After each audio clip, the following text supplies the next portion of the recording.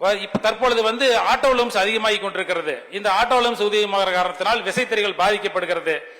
முன்னாள் முதலமைச்சர் மாண்பு அம்மா ஆட்சி காலத்திலும் சரி, எங்கள் ஐயா எடப்பாடியார் ஆட்சி காலத்திலும் சரி, விசைத்தறி சங்கங்களுக்கு வருடம் முழுவதும் வேலை வாய்ப்பு வழங்கினார்கள்.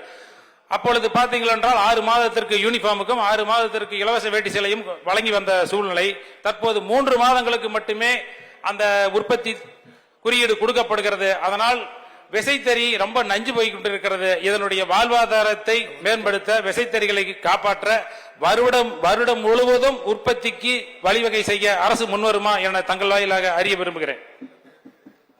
மாண்புமிகு அமைச்சர் அவர்கள். பேரவைத் தலைவர் அவர்களே, மாண்புமிகு தமிழக முதல்வர் ஆட்சி பொறுப்பேற்ற பிறகுதான் இந்த துறையே ஒன்று இருக்கின்ற அளவுக்கு இன்னைக்கு ஒரு நல்ல மாதிரியா செயல்பட்டு கொண்டிருக்கிறது.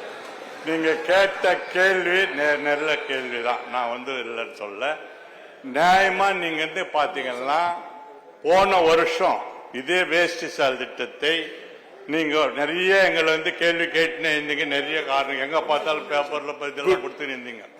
செப்டம்பர் அக்டோபர் வரைக்கும் கொடுத்துருந்தீங்க. ஆனா இவர் ஆட்சி பொறுப்பேற்ற பிறகு தரமாகவும், நீங்க நினைக்கிற மாதிரி தரமாகவும், அந்த நேரத்தில் டிசம்பர் 30க்குள்ள ரெவின்யூக்கு அனுப்பினா இது ஒரு வருஷத்துல இதுதான் முதல் தடவை.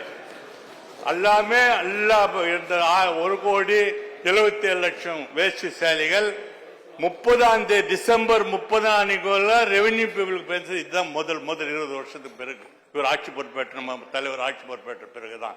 அதனால இந்த துறைக்கு கலைஞர் அண்ணாவும் எப்படி இந்த துறைக்கு முக்கியத்துவம் கொடுத்தாரோ அதுபோல் நமது முதலமைச்சர்கள் எங்களுக்கெல்லாம் அதுவோடு முக்கியத்துவம் கொடுத்து அந்த துறையை நல்ல மாதிரி செயல்படுறதுக்கு ஊக்கம் கொடுத்துக்கிறார். நிச்சயமாக கோரியை நிறைவேற்றுவேன். செய்திகளை உடனுக்குடனும் துல்லியமாகவும் தெரிந்து கொள்ள சப்ஸ்கிரைப் பண்ணுங்க.